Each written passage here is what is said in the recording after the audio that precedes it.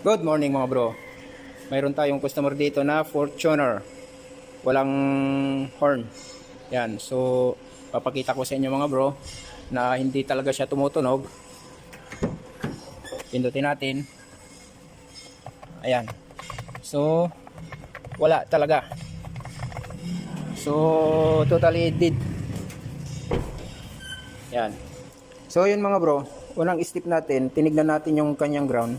So wala, hindi gumagana ang ground. Susubukan nating ayusin yung ground, tapos testingin natin kung gagana na siya. Okay,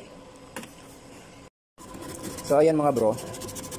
So nililihan natin yung pagkakabitan natin ng ground. Yan, unang step natin yung mga bro, kasi nalaman natin na hindi pumapasok yung kanyang ground.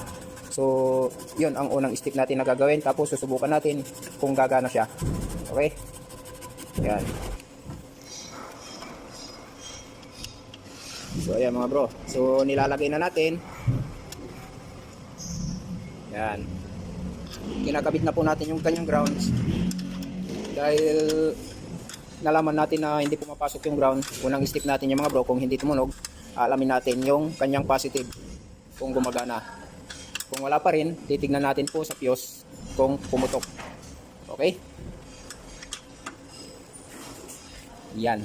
So ikakabit na po natin. Asan na?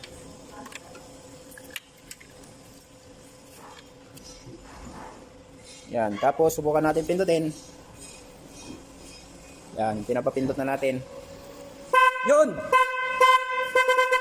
Yun, so yun lang ang naging diferensya mga bro, kung bakit hindi tumunog yung kanyang horn. Okay, so simpleng ano lang, bagay lang. Okay, kung nagustuhan mo tong video na ito, huwag mo na lang kalimutang mag-like and share. At paki-follow na rin yung YouTube channel natin. Okay, mabuhay kayong lahat.